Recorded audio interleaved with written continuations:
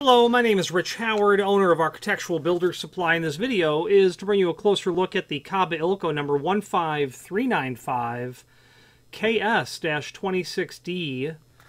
This is a composite style cylinder, and when I say composite, I mean generic in design. Intended to fit different types of locks that all share a common construction. Grade 2 knob and lever locks. Knob or lever locks, I would say yes. Either would be good. Maybe some grade 1 stuff. Grade 1 construction is grade 1, a million cycles. Every manufacturer, every domestic manufacturer has a grade 1 cylindrical lock. I think those locks get into some really proprietary, it's all proprietary, some unique pieces for only that series of lock. You get into their grade 2 material and you'll find an homogenization across many manufacturers, including importers of material.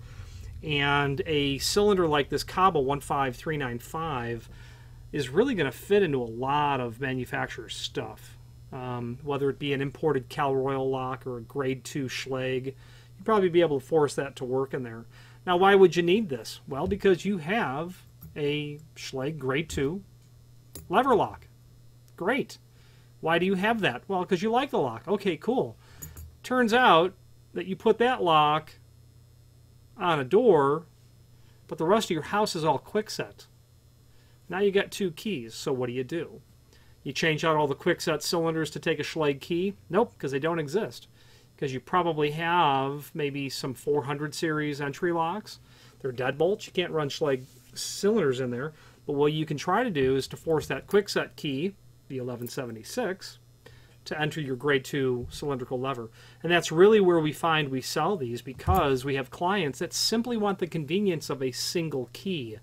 And that makes sense. Makes perfect sense. Why have more than one key when only one will safely do the job?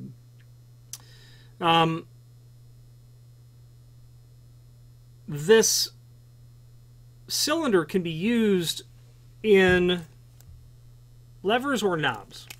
This also has a true arc ring on it as well, which you can use with a true arc pliers. When you pull the handle down, it will then spread rather than close to get your hardware, your tailpiece, firmly clipped on the back of this. And I'm gonna pull these tail pieces out so we can take a look at them. They're the same tailpiece. The only difference is the length. We've got the short one. I'll take measurements on these while we go along. From the shoulder to the tip, about 5/8. The middle one, about 1 inch. The long one, about 1 1/8 inches. Start with the short tailpiece. Well, pull your cylinder out and take a look at it. That's the one you want to match. Okay, that length. If you're not doing that, start with the short one. Put the lock together, and if your key rotates haphazardly all the way around, you're too short. Go to the next longest one. If it works and your key works solidly and you can forcefully turn the key and it will work the lock and doesn't slip out of place, you're in good shape. If you install a long one and you can't get it all the way on and down, then you're going to need to back that out and probably skim part of that length down on a grinder to shorten that. Okay, you can't go in and bury itself against the internal componentry of the lock. Very unlikely to have to do that, but certainly not unheard of. So I say lever or knob. They show the tailpiece as horizontal. And all I did was clip that on. Okay, you can take that true arc ring and make that permanent. Well, you can make it so that it's firmly attached.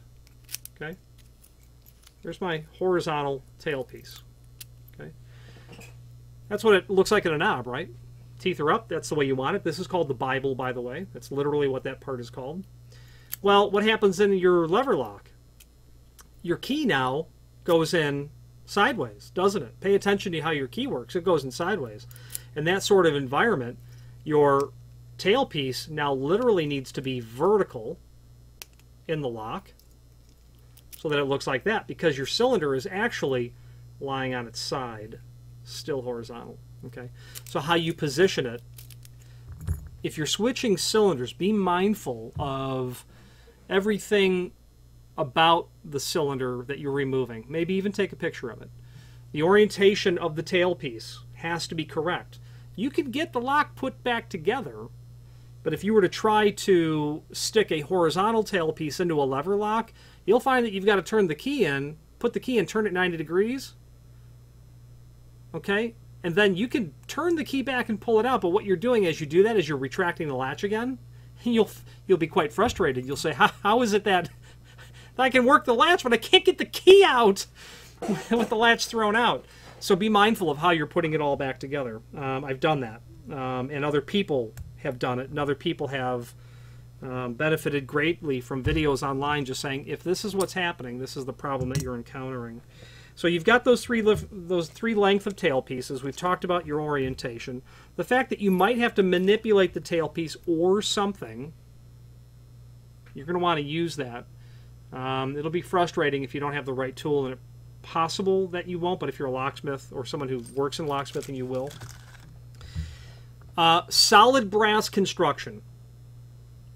Plug and cylinder plug and cylinder housing. Why is that important? Well, it's important because solid brass is a hallmark of high quality.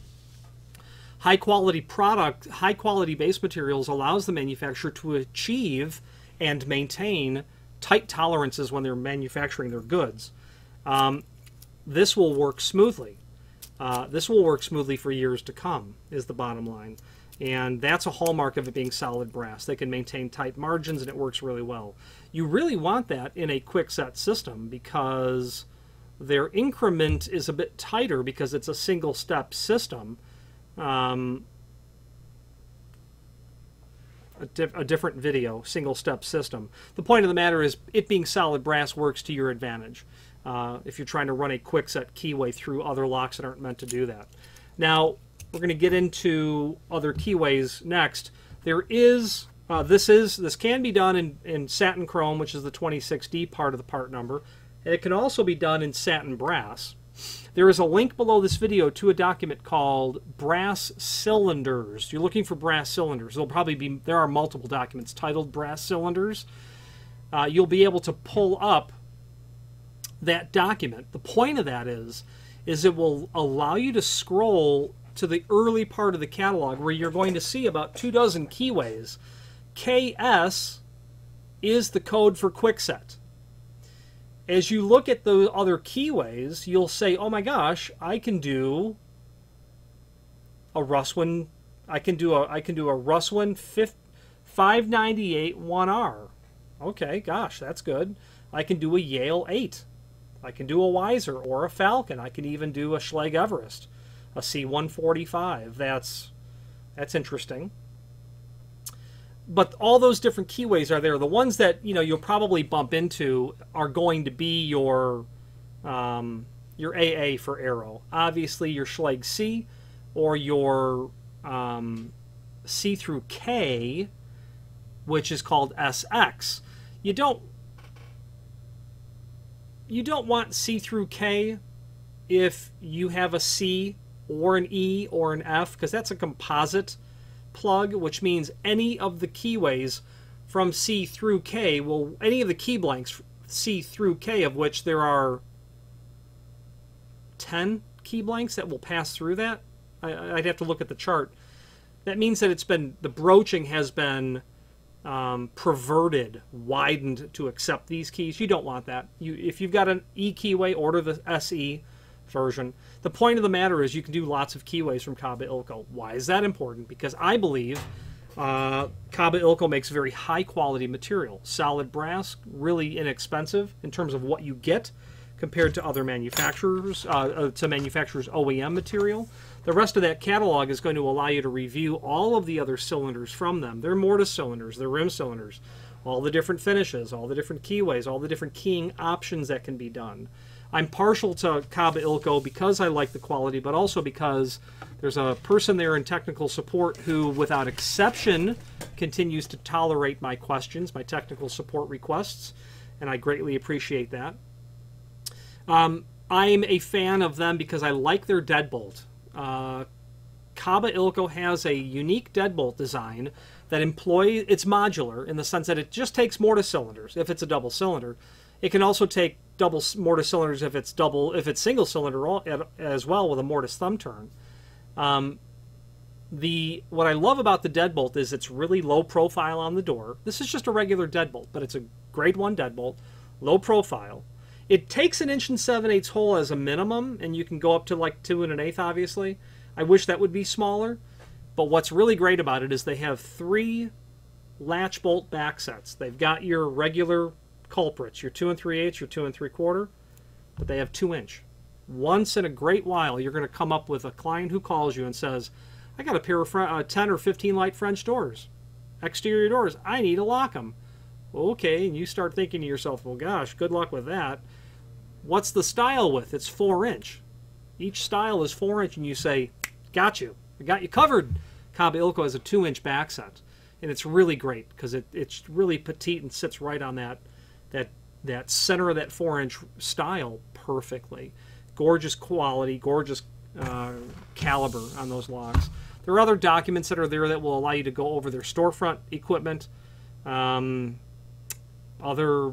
key machine equipment. Kaba Ilco is a substantial provider of locksmithing tools, especially key machines. There is their key blank catalog as well. It's got to be that thick if it was printed out. An incredibly irreplaceable document when you are trying to determine certain key blanks or keyways. When you look in there, in section 2 will be the hardware, the door hardware stuff. The first thing you're going to try to match is the bow of the key. Then, if there's a bow and there's only a couple of keyways, you can determine relatively easily by looking at the key yourself and comparing it against what you see on the page. If it's nasty like Sargent and there's lots of them there, that could be difficult. 2 things. When you're looking at the page, you're looking at the broaching and the cylinder plug, not looking at the tip of the key. You're looking down the bow this way. So if you hold the key like this and you look at the page, you've got to take in your mind's eye this image and flip it around 180 degrees. That's number 1. Number 2 is, while I've not been able to find every keyway I need, because Kaba Ilco doesn't make every keyway, they're only going to make the keyways that are not patented, restricted, and those keyways that certainly have enough potential for sales for them to manufacture.